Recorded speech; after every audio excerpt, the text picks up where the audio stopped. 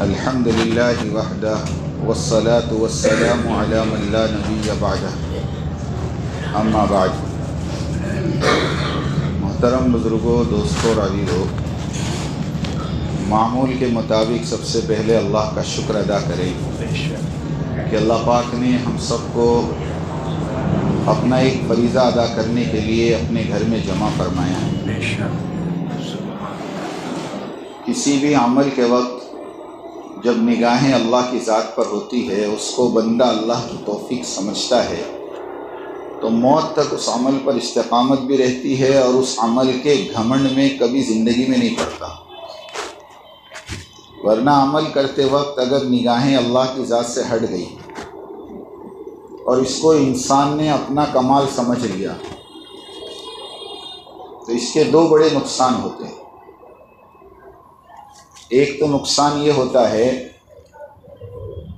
کہ انسان نیکی کے تکبر کا شکار ہو جاتا ہے،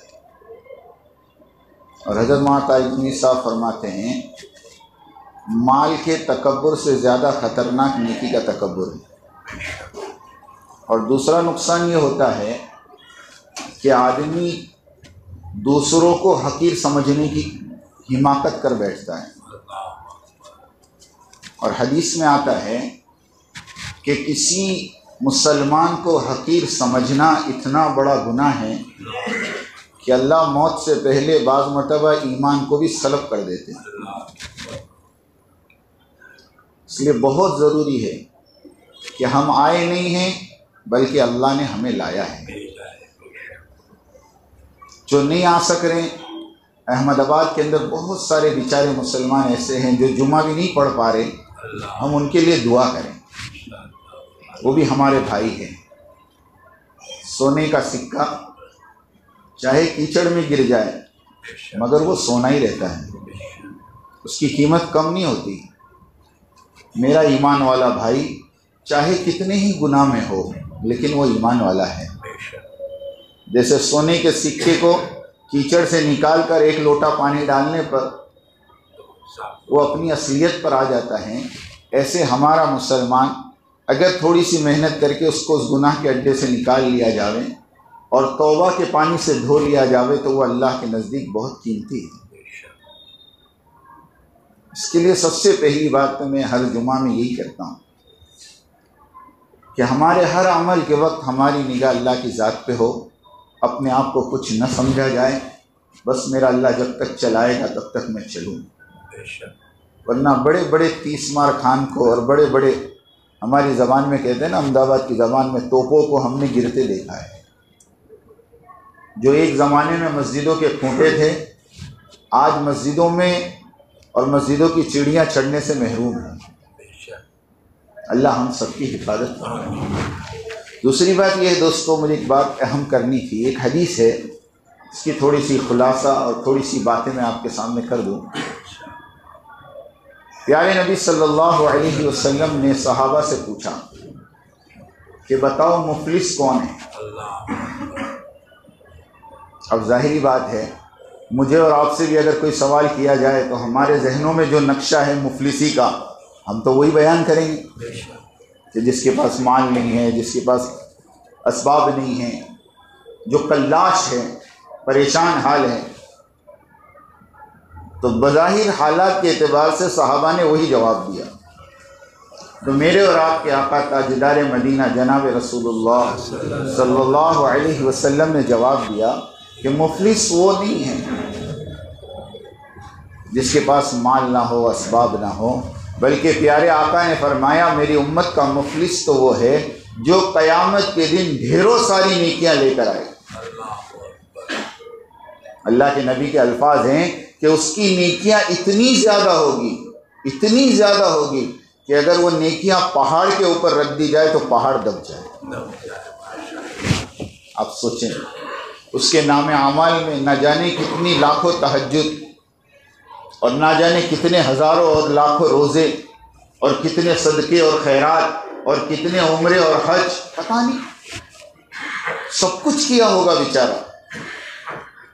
لیکن پیارے آقا فرماتے کل قیامت کے دن جب اس کو لا کر کھڑا کیا جائے گا تو اعمال کے اعتبار سے تو ڈھیروں سارے اعمال ہو گئے، لیکن بدنصیبی یہ ہوگی کہ اس نے حق کے ادا کرنے میں کوتاہی برتی ہوگی۔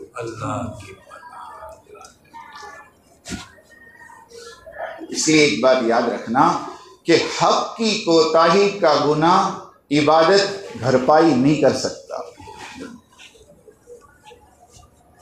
کسی نے طنزیہ جملہ کہا ہے، نہیں کہنا چاہیے ہم کو، لیکن ہمارے معاشرے میں بڑا فٹ ہوتا ہے کہ کسی کو پیسوں کے لیے لگائے ہوئے چکر کعبۃ اللہ کے گرد چکر لگا کر بھی معاف نہیں ہوتے۔ معاملات بہت خطرناک چیز ہیں۔ آپ کو میں بتاؤں، قیامت کے دن تین عدالتیں، ایک تو اللہ کے حقوق کی، ایک شرک اور کفر، ایمان اور شرک کی، اور ایک بندوں کے حقوق کی۔ پہلی دو عدالتوں میں شرک اور کفر میں تو کسی کی معافی نہیں۔ اللہ نے فیصلہ کر دیا انہ من یشرک باللہ فقد حرم اللہ علیہ الجنہ، جو اللہ کے ساتھ شرک کرے گا اس پر تو جنت حرام ہے، وہ تو جنت کی خوشبو بھی نہیں سن سکتا۔ یہ تو اللہ کا فیصلہ ہے۔ ان اللہ لا یغفر ان یشرک بہ ویغفر ما دون ذلک لمن یشاء، کہ اللہ تعالیٰ شرک کو معاف نہیں کریں گے، باقی جس کو چاہیں گے اس کو معاف کریں گے۔ اور اللہ کے اپنے حقوق کی جو عدالت ہے، سنو، اس میں بھی اللہ عام معافی کا اعلان کر دیں گے۔ اللہ اپنے حقوق تو معاف کر دیں گے، نماز کی کمی اللہ برداشت کر لیں گے، روزے کی کمی اللہ برداشت کر لیں گے، تلاوت کی کمی اللہ برداشت کر لیں گے، لیکن تیسری عدالت جو ہوگی وہ بندوں کے حقوق کی ہوگی، جس کو حقوق العباد کہتے ہیں۔ اللہ کے نبی نے اس کو سمجھانے کے لیے بڑی عجیب اور بہترین مثال دی، تھوڑی دیر کے لیے اپنے دماغ سے سنو۔ اللہ کے نبی نے فرمایا، اگر دنیا میں کسی سینگ والی بکری نے بغیر سینگ والی بکری کو مارا ہوگا، اور وہ بغیر سینگ والی بکری سینگ کے نہ ہونے کی وجہ سے سینگ والی بکری سے بدلہ نہ لے سکی ہوگی، تو میرا اللہ قیامت کے دن ان دونوں بکریوں کو زندہ کر کے بغیر سینگ والی بکری کو سینگ دے کر اس سینگ والی بکری سے اپنا بدلہ دلوائیں گے۔ اب سوچو، جس کے سامنے آخرت نہیں ہے، جانوروں کے سامنے جنت اور جہنم نہیں ہے، آخرت نہیں ہے، لیکن اللہ ان کے حقوق کے بارے میں بھی نہیں چھوڑیں گے، تو جن کے سامنے آخرت ہے، جن کی جنت اور جہنم کے مسائل ہے، ان کے حقوق کیسے معاف ہو جائے؟ تو اللہ کے نبی نے فرمایا کہ وہ اعمال تو اتنے لے کر آئے گا کہ اس کے اعمال پہاڑوں پہ رکھ دیے جائیں، پہاڑ دب جائیں، لیکن حقوق اور مطالبے اتنے ہوں گے۔ اور کل قیامت کے دن جو کرنسی چلے گی وہ ڈالر اور پاؤنڈ اور روپیز اور ریال نہیں چلیں گے، وہاں تو اعمال کی کرنسی چلے گی۔ اسی لیے کسی نے بڑا اچھا جملہ بنایا، ہندوستان کی کرنسی عربستان میں نہیں چلتی، قبرستان میں کیسے چلتی؟ وہاں کی کرنسی اعمال ہے بھائی، لوگ لائن میں کھڑے ہیں مطالبے لے کر، اور ان مطالبوں کے بدلے میں نیکیوں کا سوال ہوگا۔ اور حضرت شیخ نے فضائل صدقات میں لکھا ہے کہ ایک روٹی کے ٹکڑے کے بدلے میں 750 مقبول نمازیں دینی پڑے گی۔ کیا بچے گا بتاؤ؟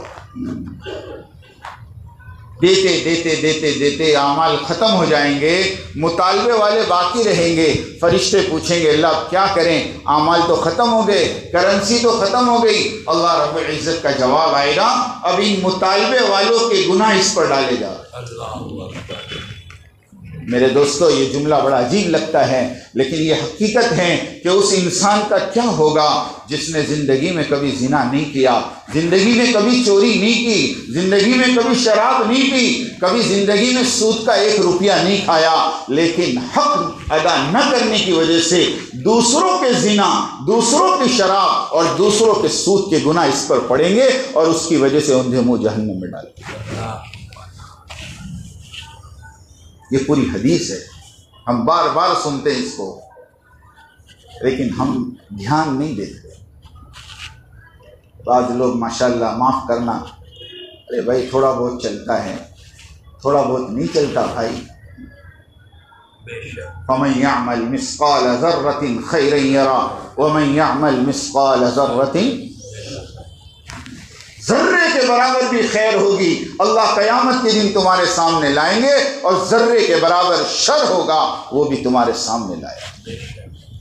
کوئی چیز، قرآن کہتا ہے یہ ایسی کتاب، یا ویلتنا ما لہذا الکتاب لا یغادر صغیرہ ولا کبیرہ، چھوٹی بھی نہیں چھوڑے گی بڑی بھی نہیں چھوڑے گی، سارے کے ساروں کو اللہ وہاں جمع کر دے گی۔ اس کے بارے میں سوچو۔ آج معاف کرنا دوستو، ہم دین سے اتنے دور ہو گئے کہ ہمیں اب یہ بھی پتہ نہیں کہ ہمارے اوپر کس کے کیا حق ہے۔ آپ سوچو تو صحیح، جو آدمی یہ جانتا ہی نہ ہو کہ میرے اوپر کس کا کیا حق ہے، وہ حق کیسے ادا کرے گا؟ اللہ جزائے خیر دے ان علماء کرام کو کہ انہوں نے ہر چیز کو بیچاروں نے جمع کر کے کتابی شکل میں، اب آڈیو کی شکل میں، ہر چیز کو اتنا آسان کر دیا۔ لیکن یہ ہماری بے حسی کہے یا ہماری مشغولی کا عذاب کہے کہ ہمارے پاس وقت نہیں۔ آپ سوچو تو صحیح، جب ایک میاں جانتا ہی نہیں میری بیوی کا کیا حق ہے، اور بیوی جانتی نہیں میرے میاں کا کیا حق ہے، تو بتاؤ وہ ایک دوسرے کا حق ادا کیسے کریں گے؟ مسئلہ تو یہاں ہے، پریشانی یہاں ہے۔ ہمارے ماسٹر عارف صاحب مجھے ایک مرتبہ کہہ رہے تھے، احمد آباد میں ایک گھر میں تھوڑا سا مسئلہ ہوا میاں بیوی کا۔ اب وہ ماسٹر صاحب کے چاہنے والے تھے، انہوں نے کہا ماسٹر صاحب ذرا چل کے پردے کے پیچھے بیوی کو سمجھاؤ، بہت پریشان کر رہی۔ ماسٹر صاحب کہہ رہے تھے کہ میں گیا اور میں نے پردے کے پیچھے بیٹھ کے بات کی۔ جب میری بات پوری ہوئی، سننا بڑے اچھی واقعہ سنایا انہوں نے، تھوڑا سا مذاقیہ ہے لیکن سمجھنے کا ہے، کہ جب میری بات پوری ہوئی تو پردے کے پیچھے سے اس کی بیوی نے ایک کتاب مجھے بڑھائی۔ وہ کتاب کون سی تھی؟ وہ کتاب تھی مثالی دولہا۔ اور ماسٹر صاحب کو دے کر کہا ماسٹر یہ کتاب ان کو دو، کہو کہ ان کو پڑھے اور ایسا بنے۔ تو میاں فوراً اٹھا اور اس نے اپنے کباڑ میں سے کتاب نکالی مثالی دلہن، اور ماسٹر کو دی کہ اس کو دو، پڑھے ایسی بنے۔ اب بتاؤ، مسئلہ یہ ہے، ہم چاہتے ہیں پورا احمد آباد سدھر جا رہے ہیں، پورا احمد آباد دیندار بنے، لیکن میں جہاں کھڑا ہوں میں تو وہیں ہوں، میں تو برابر ہوں۔ کل یا پرسوں میں نے کہیں بات کی، میں نے کہا دیکھو اللہ معاف کرے، ہم سب کو شیطان نے کیسے چکر میں پھرایا۔ 5 وقت کی نماز پڑھنے والا، 5 وقت کی نماز پڑھنے والا، نگاہیں جمعہ کے پڑھنے والے پر لگائے ہوئے ہیں۔ کچھ بھی بات کرو تو فوراً کہتا ہے کہ دیکھو وہ سامنے والا ہے نا، یہ تو جمعہ پڑھے سے ہوں، تو 5 وقت کی نماز پڑھتو چھو بیجو جو ہے، اور کیا چاہیے آپ کو؟ آپ تھوڑی دیر کے لیے اٹھ کر سامنے والے کی دکان پہ چلے جاؤ اور اس سے محبت سے بات کرو، بھائی صاحب آپ جمعہ ہی پڑھتے ہو، روزانہ پڑھ لیا کرو، تو وہ تیسرے دکان والی کی طرف اشارہ کر کے بتائے گا، پہلا دکان والا ہے نا یہ تو جمعہ ہو نہیں پڑھے، હું તો જુમ્મા તો પઢું છું۔ آپ سمجھ رہے بات؟ اب آپ اٹھ کے تیسرے دکان والے کے پاس جاؤ اور اس کو کہو بھائی صاحب کم سے کم جمعہ تو پڑھ لو، تو وہ دونوں کی طرف اشارہ کر کے گئے گا، یہ پہلا 5 وقت نہیں پڑھے تھے نے، پہلا جمعہ نہیں پڑھے تھے، પણ બજારમાં હું કરે છે તે મને પૂછો، એના કરતા તો આપણે સારા۔ آپ سوچ کتنے بڑے دھوکے میں ہم اور آپ، کتنے بڑے دھوکے میں شیطان نے ہم کو ڈالا ہوا ہے۔ اسی لیے پیارے آقا کی ایک حدیث یاد رکھنا، بیچ میں یہ حدیث بیان کرتا ہوا جاؤں کہ اللہ کے نبی نے فرمایا دین کے معاملے میں اپنے سے اوپر والے کو دیکھو، دنیا کے معاملے میں اپنے سے نیچے والے کو دیکھو۔ اللہ نے 4 ویلر دی ہیں تو 2 ویلر والے کو دیکھو کہ بیچارہ بارش میں بھیگتے ہوئے جا رہا، میں تو کم سے کم بارش میں بچا ہوں۔ اور بائک والا سائیکل والے کو دیکھے، سائیکل والا پیدل چلنے والے کو دیکھے، پیدل چلنے والا لنگڑے کو دیکھے۔ یہ اللہ کے نبی کی تربیت۔ اور دین کے معاملے میں اپنے سے اوپر والے کو دیکھے۔ اب معاملہ ہمارا تمہارا الٹا ہو گیا، دنیا کے معاملے میں اپنے سے اوپر والے کو، اپنے تو خالی 100 کروڑ نہ آسامی چھے، پہلا تو 1000 کروڑ پر پہنچ ہی گیا۔ یہ اللہ کے نبی نے تعلیم نہیں دی ہم کو۔ اس کے لیے میں آپ کو بتا رہا تھا ایک بات کہ ہم سب سے پہلے حق کو پہچانے، کس کا حق کیا ہے۔ بہت کم وقت میں بہت شارٹ میں آپ کو یہ بات سمجھاتا جاؤں۔ کچھ باتیں بہت اہم ہیں جس کو سمجھنا ہے۔ ہر انسان کے اوپر 8 حق ہیں، 8 لوگوں کے، سمجھ لینا بات کو۔ ایسے حدیث تو 5 اور 6 کی ہے، لیکن تفصیل میں جاتے ہیں تو وہ تھوڑا سا لمبا ہو جاتا ہے۔ اور میں یہ بات ہمیشہ کرتا ہوں، سب سے پہلا حق میرے اور آپ پر، میری اور آپ کی جان سے زیادہ اللہ کا ہے۔ اپنی جان سے زیادہ میں کہہ رہا ہوں، کیونکہ پیارے نبی کی حدیث ہے، غالباً حضرت انس رضی اللہ تعالیٰ نے یا کوئی دوسرے صحابی نے کہا، اللہ کے نبی نے مجھے 10 وصیتیں کی، جن میں ایک وصیت یہ کی کہ شرک مت کرنا، چاہے تیرے ٹکڑے کر دیے جائے، چاہے تجھے آگ میں جلا دیا جائے۔ اس سے پتہ چلتا ہے کہ اللہ کا جو حق ہم پر ہے وہ ہماری اپنی جانوں سے زیادہ ہے۔ ہم جان دے سکتے ہیں، ہم گلا کٹا سکتے ہیں، لیکن کسی اور کے آگے ہم جھکا نہیں۔ سچی ہے بات۔ اللہ کے علاوہ کسی کی عبادت، اللہ کے علاوہ کسی کے سامنے ہاتھ پھیلانا اور اللہ کے علاوہ کسی کے سامنے جھکنا، اس کا کوئی تصور اسلام میں نہیں۔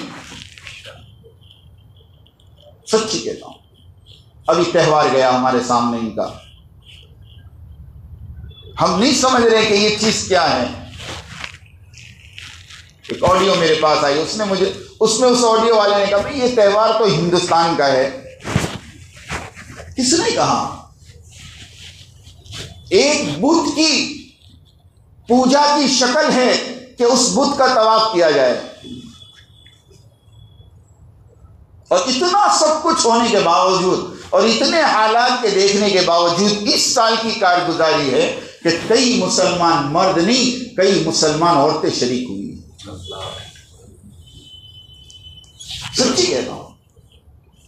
اور اس مرتبہ تھوڑی پابندی تھی تو باقاعدہ مسلمان عورتوں نے غیروں کا لباس اختیار کیا تاکہ کوئی پہچان نہ پڑے۔ آپ سوچیں کہ یہ امت اتنی گر سکتی ہے۔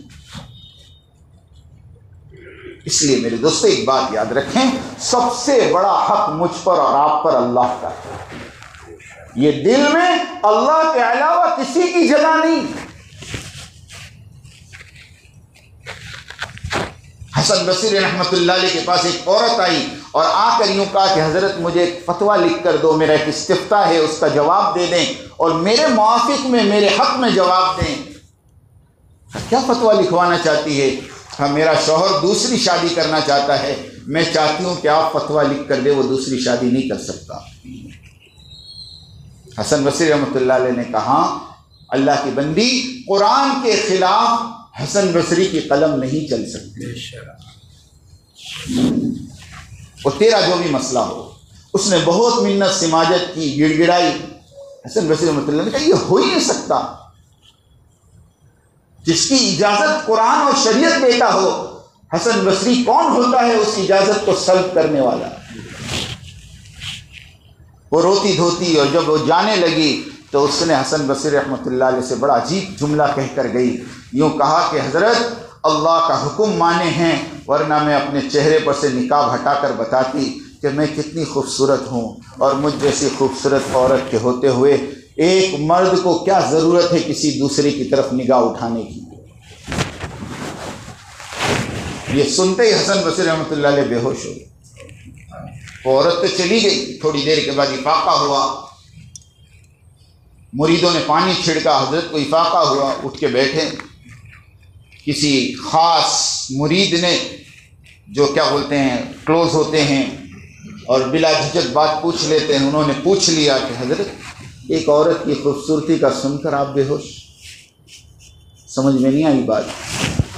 فرمایا میں اس کی خوبصورتی کا سن کر بے ہوش نہیں ہوا، بلکہ مجھ پر بے ہوشی اس پر طاری ہوئی کہ ایک عورت یوں کہتی ہے کہ مجھ جیسی خوبصورت عورت کے ہوتے ہوئے میرے شوہر کو کیا ضرورت کسی دوسری کو دیکھنے کی۔ تو میرے دل میں یہ بات آئی کہ جب خوبصورت عورت یہ دعویٰ کر سکتی ہے تو اس خوبصورتی کا پیدا کرنے والا اللہ کیا اس بات کا حق نہیں رکھتا کہ اس کے بندے اس کو چھوڑ کر کسی دوسرے کو نہ دیکھیں؟ یہ حق ہے اللہ کا۔ اور اس کے بعد ہم پر اور آپ پر جو سب سے بڑا حق ہے وہ اللہ کے رسول کا حق ہے، یہ بھی ہماری تمہاری جان سے زیادہ ہے۔ علماء لکھتے ہیں، فقہا کتاب میں لکھا ہے کہ اگر اللہ کے نبی یوں کہہ دیں کہ پہاڑ پر سے کود کر جان دے دو تو جان دینا واجب ہے۔ اپنی جان سے زیادہ حق اللہ کے نبی کا ہے۔ انسان سب سے بے وفائی کر سکتا ہے لیکن اپنے نبی سے بے وفائی، یہ تو ہمارے تمہارے ایمان کی کمزوری ہے۔ معاف کرنا، میں کسی پہ طنز نہیں کر رہا، یہ ہمارے تمہارے ایمان کی کمزوری ہے کہ آج ہمیں نبی کے طریقے چھوڑ کر غیروں کے طریقوں میں زیادہ مزہ آ رہا ہے۔ ہماری لائف اسٹائل، ہمارا اسٹیٹس ہم غیروں کے طریقوں پر رکھنے میں زیادہ اپنے آپ کو معزز سمجھتے ہیں، جبکہ یاد رکھنا میرے دوستو، بھائی مشتاق صاحب رحمۃ اللہ علیہ بمبئی والے فرمایا کرتے تھے اور بڑا عجیب جملہ درد کے ساتھ کہتے تھے کہ ایک عورت اپنے شوہر کو چھوڑ کر کسی دوسرے پر اس وقت نگاہ اٹھاتی ہے جب وہ اپنے شوہر سے مطمئن نہیں ہوتی۔ یہ امت اپنے نبی کے طریقے کو چھوڑ کر غیروں کے طریقوں پر نظر اس وقت اٹھاتی ہے جب یہ اپنے نبی سے مطمئن نہیں ہوتی۔ کیا ضرورت ہے میرے دوستو میرے تمہاری زندگیوں میں غیروں کے طریقے آویں، میری تمہاری شادیاں غیروں کے طریقے پر ہوں، میرے تمہارے گھروں میں فنکشن غیروں کے طریقے پر ہو؟ اب سوچے تو صحیح، علماء کے پاس بیٹھیں، پوچھیں، میرے آقا نے اپنی 4 بیٹیوں کا نکاح کیا ہے، میرے آقا نے خود 11 نکاح کیے ہیں، طریقہ کیا ہے وہ تو پوچھیں۔ صرف رواجات کے چکر میں اور رسومات کے چکر میں، اور وہ بھی ویسی رسوم اور ویسے رواج جس کا خاندان میں بھی کوئی نام و نشان نہیں۔ مفتی عباس صاحب ہمارے ڈابل جامعہ کے جو نائب مفتی ہے وہ ایک مرتبہ بیان میں کہنے لگے، ایک گھر میں شادی تھی، لوگ بارات میں جانے کی تیاری کر رہے تھے، مہمان آئے ہوئے تھے، اور اس گھر کی ایک پالتو بلی تھی جو بلی گھر میں ہی رہتی تھی۔ اب اس نے مہمانوں کو پریشان کرنا شروع کیا، کبھی اس کی گود میں کبھی اس کی گود میں۔ اب لوگ پریشان ہو گئے تو اس گھر کی جو مالکن تھی اس نے اس بلی کو لے جا کر جو دلہن کا کمرہ سجایا ہوا تھا اس کمرے میں لے جا کر اس کمرے میں پلنگ کے پائے سے اس بلی کو باندھ دیا اور دودھ اور پانی رکھ دیا اور دروازہ بند کر دیا کہ سب کو پریشان نہ کرے۔ اور پھر یہ لوگ بارات میں چلے گئے دلہن کو لینے۔ اب دلہن کو لے کر جب گھر میں پہنچے تو کسی کو خبر نہیں تھی کہ اندر بلی بندھی ہوئی۔ تو جب دلہن کے لیے کمرہ کھولا گیا اور دلہن کو اندر داخل کیا گیا تو دلہن نے دیکھا کہ پلنگ سے بلی بندھی ہے، تو فوراً ساسو ماں آگے بڑھی اور اس نے بلی کھولا، دودھ اور پانی ہٹایا اور چھوڑ دیا۔ بلی تو گھر کی تھی، چلی گئی وہ۔ کہتے دن گزر گئے، سال گزر گئے، اب اس کا لڑکا بڑا ہوا اور جب شادی کا موقع آیا تو اس آنے والی دلہن نے 20 سال کے بعد اپنے شوہر سے کہا کہ ہمارے خاندان کا ایک رواج ہے۔ کہا کون سا رواج؟ میں نے تو کبھی نہیں سنا۔ کہا نہیں، اپنے خاندان کا رواج ہے کہ گھر میں جب بہو کو لاتے ہیں تو بہو کے پلنگ سے بلی باندھتے ہیں۔ تو اب میری بہو چونکہ گھر میں آنے والی ہے، اس لیے آپ ایک بلی خریدو، اس کو لاؤ، میں اس کو پلنگ سے باندھوں گی، اور میری بہو کمرے میں داخل ہوگی، میں اس بلی کو چھوڑوں گی، کیونکہ میں نے اپنی ساس کو یہ عمل کرتے دیکھا ہے۔ مفتی صاحب کہہ رہے تھے بس رواجوں کی یہ حقیقت ہوا کرتا، اس لیے اللہ کے واسطے دوستو، پیارے نبی کا حق ہم پر یہ ہے کہ ہمارے کھانے میں، پینے میں، لباس میں، شادی بیاہ میں، موت میت میں، ہر جگہ نبی کی سنتوں پر چلا جائے۔ اور تیسرے نمبر پر ہم پر حق جو ہے وہ ہمارے ماں باپ کا ہے۔ یہ بات سمجھ لینا، قرآن نے بھی کہا وَاعْبُدُوا اللَّهَ وَلَا تُشْرِكُوا بِهِ شَيْئًا، اور اس کے بعد فوراً کہا وَبِالْوَالِدَيْنِ إِحْسَانًا۔ علماء فرماتے اللہ اور اللہ کے رسول کے بعد سب سے زیادہ حق مردوں پر ان کے ماں باپ کا ہے، اور عورتوں پر ان کے شوہروں کا ہے، عورتوں پر ان کے شوہر کا ہے۔ ہمارے ماں باپ ناراض ہیں، ہماری عبادتیں ہمارے سروں کے اوپر تک نہیں جاتی، شوہر ناراض ہیں، بیوی کی عبادت اس کے سر کے اوپر نہیں جاتی۔ اور ایک حدیث سناتا چلوں، میرے اور آپ کے آقا تاجدار مدینہ جناب رسول اللہ صلی اللہ علیہ وسلم نے فرمایا تم لوگوں کی عورتوں کے ساتھ پاک رہو، تمہاری عورتیں پاک رہے گی، اور تم اپنے ماں باپ کے ساتھ اچھا سلوک کرو، تمہاری بچے تمہارے ساتھ اچھا سلوک کریں۔ پکی حدیث ہے۔ حضرت مفتی احمد صاحب خانپوری دامت و برکاتہم ایک مرتبہ جمعہ کے اندر خانقاہ میں بیان میں کہہ رہے تھے کہ اللہ کی قسم، اللہ کی قسم، تم پاک رہو تمہاری عورتیں پاک رہے گی۔ اور انہوں نے اپنے سورت کا ایک قصہ سنایا کہ ایک چوڑی بیچنے والا، اس کو کچھ اچھا ہی کہتے ہیں، مجھے یاد نہیں، وہ چوڑی بیچنے والا اپنی دکان شام کو بند کر کے جب گھر واپس آیا تو اس کی بیوی رونے لگی۔ پوچھا کیا ہو گیا؟ اس نے کہا آج تو غضب ہو گیا۔ کہا کیا ہوا بتا تو صحیح۔ اس نے کہا وہ لڑکا جس کو ہم نے لے پالک اور جس کو ہم نے گود میں لیا اور بچپن سے جس کی ہم نے پرورش کی، آج صبح جب آپ گئے تو صبح 10 سے 11 کے درمیان میں اس نے میرا ہاتھ پکڑ لیا۔ مجھے اس کی نیت اچھی نظر نہیں آئی اور بڑی مشکل سے میں نے اپنی عزت کو بچایا۔ جب یہ بات اس چوڑی بیچنے والے نے سنی تو غصہ آنا چاہیے، الٹا وہ رونا شروع کر دیا۔ اس کی بیوی نے کہا تم کیسے مرد ہو، میں تمہیں بتا رہی ہوں اور تم اس کو مارنے کے بجائے اور اس کو سزا دینے کے بجائے خود رونے بیٹھ گئے۔ اس نے کہا بیگم قصور اس کا نہیں ہے، قصور میرا ہے۔ کہا کیا مطلب، کیا کہنا چاہتے ہو تم؟ کہا آج صبح میں جب میں نے دکان کھولی اور پہلی کسٹمر جو آئی اس نے مجھ سے چوڑی خریدی اور چوڑیاں میرے ہاتھ میں دے کر کہا بھیا ذرا یہ چوڑی پہنا دو، اور جب میں اس کو چوڑی پہنانے لگا تو تھوڑی دیر کے لیے میں نے اس کا ہاتھ دبایا جس کا ریئیکشن میرے گھر پہ پڑا۔ مفتی صاحب کہہ رہے تھے یہ حدیث کا مطلب یہ ہے، اور پھر دوسرے ٹکڑے کو سمجھایا کہ تم اپنے ماں باپ کے ساتھ اچھا سلوک کرو، تمہاری اولادیں تمہارے ساتھ اچھا سلوک کرے گی۔ کہ جو تم اپنے ماں باپ کے ساتھ کرو گے دوستو یہ وہ کتاب ہے جو تمہاری اولاد بڑی ہو کر تم کو سنانے والی ہے۔ پکی بات ہے، پکی بات ہے ایک دم۔ ایک اولاد نے اپنے ماں باپ کو یا اپنی ماں کو لے جا کر اولڈ ایج ہوم میں ڈال کر آیا، پڑوس کے ملک کا واقعہ ہے۔ ہندوستان میں تو بہت کم یہ لعنت ہے ایمان والوں میں، غیروں میں تو یہاں بھی ہے، لیکن پڑوس کے ملک میں ہمارے ایمان والوں کے خاندانوں میں اور سماج میں یہ لعنت ہے۔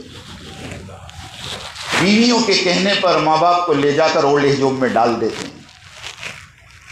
ایک نوجوان نے اپنی ماں کو اولڈ ایج ہوم میں ڈالا، اور 1-2 دن نہیں، 1-2 سال نہیں، 12 سال تک وہ ماں اس اولڈ ایج ہوم میں رہی، اور 12 سال کے بعد جب اس کی طبیعت بگڑی اور اس کی موت کا وقت قریب آیا تو اس سنستھا کے جو مینجمنٹ والے انہوں نے بچے کو میسج کیا کہ تمہاری ماں کا آخری وقت ہے اور تمہاری ماں تمہیں یاد کر رہی ہے۔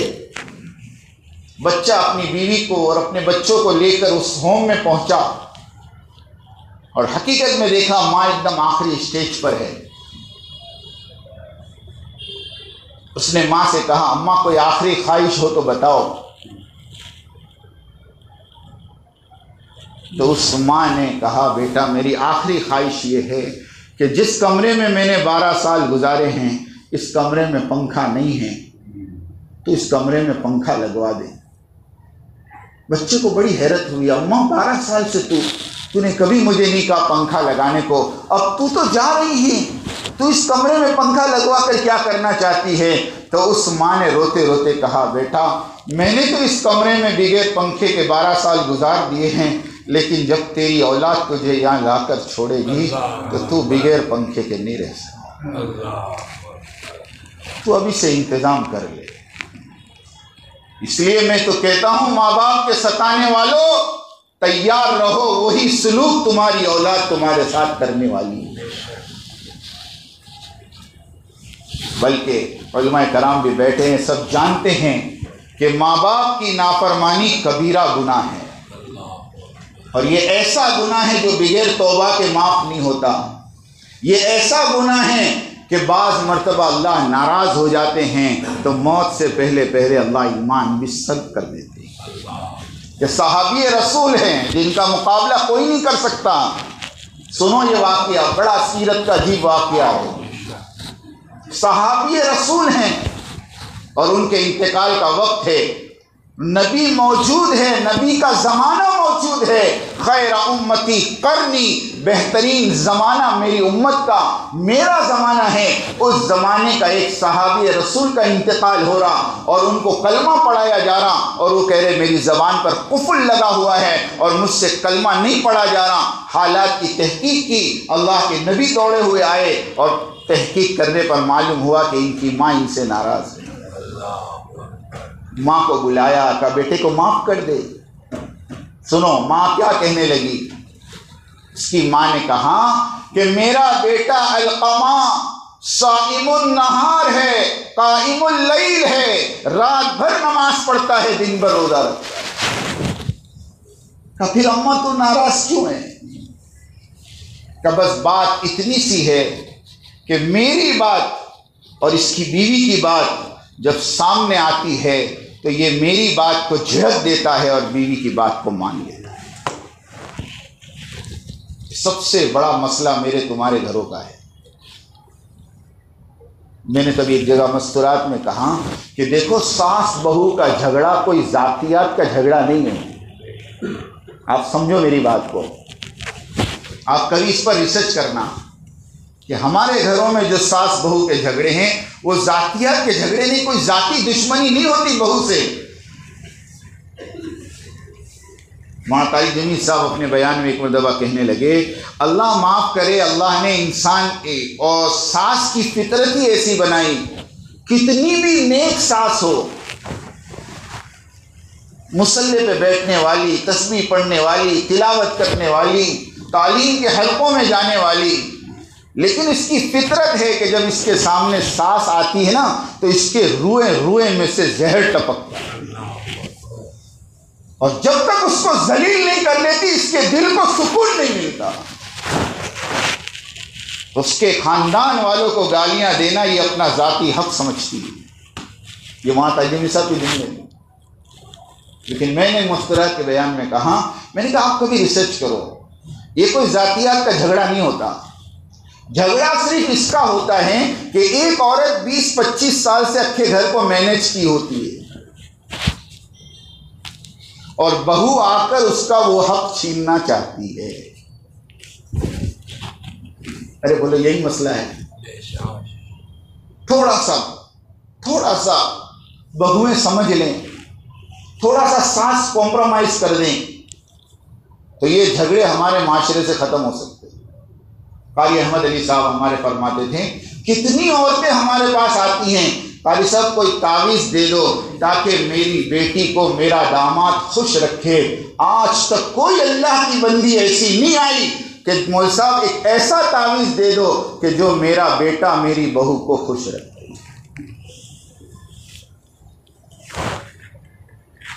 इसीलिए मैंने एक जुमला बनाया कि जो औरतें ये चाहती हैं कि तुम्हारी बच्चियां अपने घर में खुश रहें, उनको चाहिए कि दूसरों की बच्चियों को अपने घर में खुश रखें।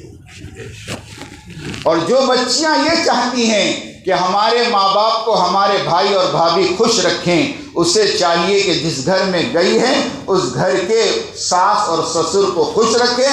अल्लाह उसका रिएक्शन उसके घर में दिखाएंगे।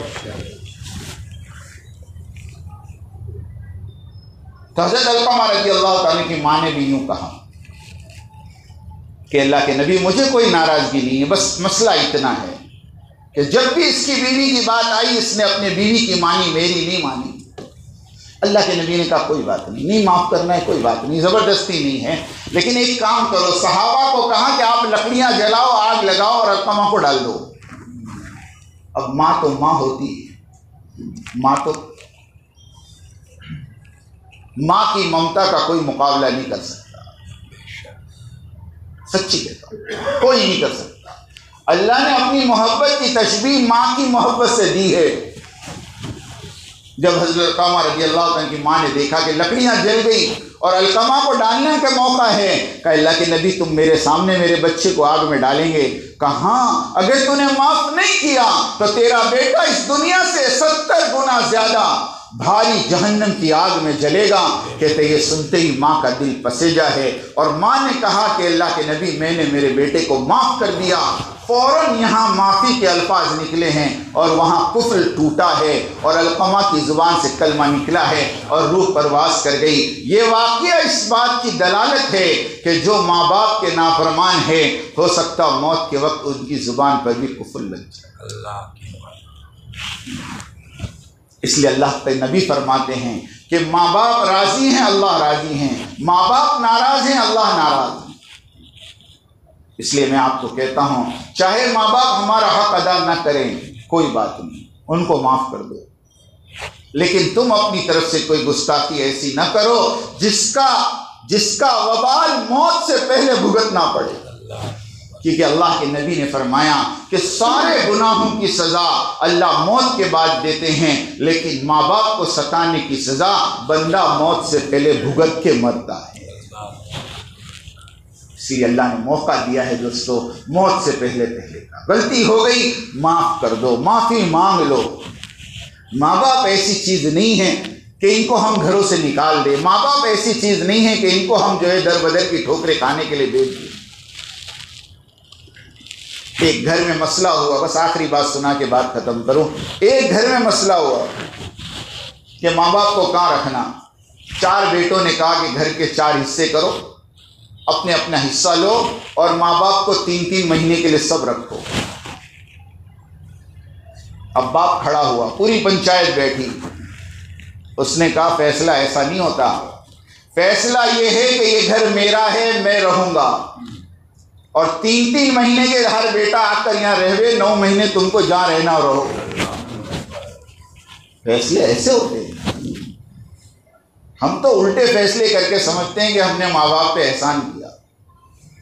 नहीं दोस्तों, ये तो माफ़ करना, जब माँ बाप चले जाते हैं तब एहसास होता है कि उन माँ बाप की दुआओं ने कितने फितनों से हमें बचाया हुआ था। इसके लिए ज़िंदा है, उनकी कदर करें। अगर दुनिया से चले गए हैं तो बेहतरीन नेकी सुनाओ बाप के साथ, बाप के मिलने वालों के साथ, बाप के दोस्तों के साथ अच्छा सलूक करें, उनके भाइयों के साथ अच्छा सलूक करें। इंशाअल्लाह ये नेकी हमारे गुनाह का कफ़ारा हो जाएगा। तो करोगे इंशाअल्लाह। इसके अलावा रिश्तेदारों के हुकूक, पड़ोसियों के हुकूक, बीवी बच्चों के हुकूक और भी बहुत सारी बातें हैं, फिर कभी इंशाअल्लाह मौका मिला तो करेंगे। वक्त हो चुका, अल्लाह पाक मुझे और आपको कहने सुनने